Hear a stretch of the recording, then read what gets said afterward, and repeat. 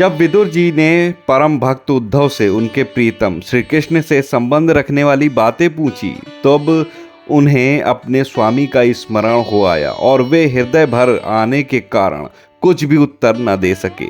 जब ये 5 वर्ष के थे, तब बालकों की तरह खेल खेल में ही श्री कृष्ण की मूर्ति बनाकर उनकी सेवा पूजा में ऐसे तन्मय हो जाते थे कि वे कलेवे के लिए भी माता के बुलाने पर भी उसे छोड़कर नहीं जाना चाहते थे। अब तो दीर्घ काल से उन्हीं की सेवा में रहते रहते ये बूढ़े हो चले थे, अतः विदुर जी के पूछने से उन्हें अपने प्यारे प्रभु के चरण कमलों का स्मरण हो आया। उनका चित्त विरह से व्याकुल हो गया। फिर वे कैसे उत्तर दे सकते थे। उद्धव जी श्री कृष्ण के चरणार विंद मकरंद सुधा से सराबोर होकर 2 घड़ी तक कुछ भी न बोल सके। तीव्र भक्ति योग से उसमें डूबकर वे आनंद मग्न हो गए। उनके सारे शरीर में रोमांच हो आया तथा मूंदे हुए नेत्रों से प्रेम के आंसुओं की धारा बहने लगी। उद्धव जी को इस प्रकार प्रेम प्रवाह में डूबे हुए देखकर विदुर जी ने उन्हें कृतकृत्य माना। उद्धव जी विदुर जी से कहने लगे,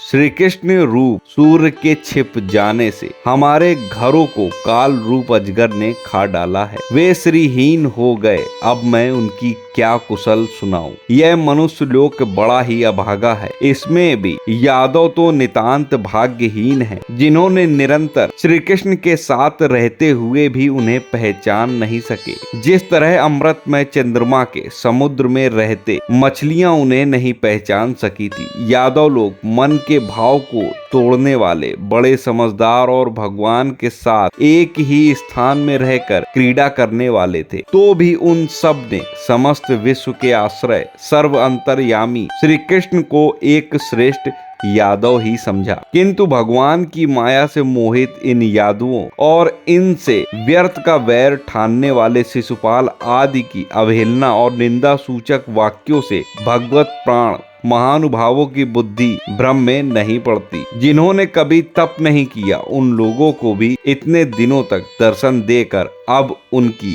दर्शन लालसा को तृप्त किए बिना ही वे भगवान श्री कृष्ण अपने त्रिभुवन मोहन श्री विग्रह को छिपाकर अंतर्ध्यान हो गए। इस प्रकार उन्होंने मानो उनके नेत्र को ही छीन लिया है। भगवान ने अपनी योग माया का प्रभाव दिखाने के लिए मानव लीलाओं के योग्य जो दिव्य श्री विग्रह प्रकट किया था, वह इतना सुंदर था कि उसे देखकर सारा जगत तो मोहित हो ही जाता। वे स्वयं भी विस्मित हो जाते थे। सौभाग्य और सुंदरता की पराकाष्ठा थी उस रूप में। उससे भी विभूषित हो जाते थे। धर्मराज युधिष्ठिर के राजसूय यज्ञ में जब भगवान के उस नयन रूप पर लोगों की दृष्टि पड़ी, तब त्रिलोकी ने यही माना था कि मानव सृष्टि की रचना में विधाता की जितनी चतुराई है, सब इसी रूप में पूरी हो गई है। उनके प्रेम पूर्ण हास्य विनोद और लीलामय चितवन से सम्मानित होने पर ब्रज बालाओं की आंखें उन्हीं की ओर लग जाती थी और उनका चित्त भी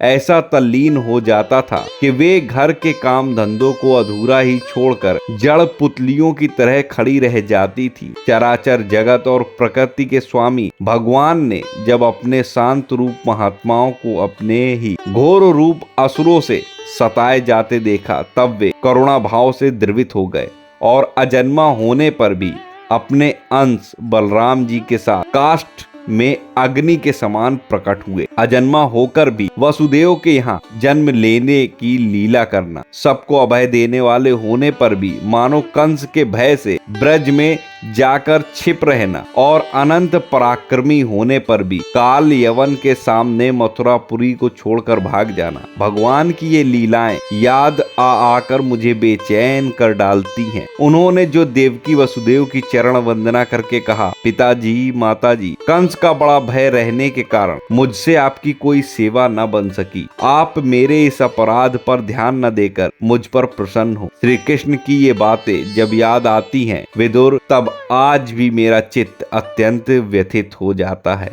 जिन्होंने काल रूप अपने भ्रकुटी विलास से ही पृथ्वी का सारा भार उतार दिया था, उन श्री कृष्ण के पाद पद्म पराग का सेवन करने वाला ऐसा कौन सा पुरुष है जो उसे भूल सके।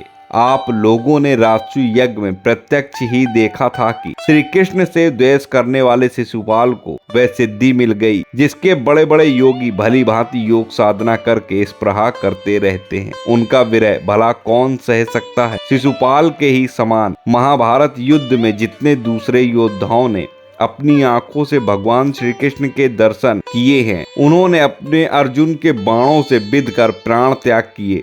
वे पवित्र होकर सब के सब भगवान के परम धाम को ही प्राप्त हुए हैं। आशा करता हूँ आप समझ गए होंगे कि आखिर हमारे भगवान श्री कृष्ण जिस पर अपनी कृपा बरसाते हैं वो भक्त आखिर कैसे उनकी दूरी को सहन कर सकता है। इसका अगला पार्ट मैं नेक्स्ट वीडियो में लेके आने वाला हूँ। अगर वीडियो पसंद आया हो तो लाइक करिएगा, कमेंट में जय श्री कृष्णा जरूर लिखिएगा। मिलता हूँ अगले वीडियो में नई जानकारी के साथ, तब तक राधे राधे।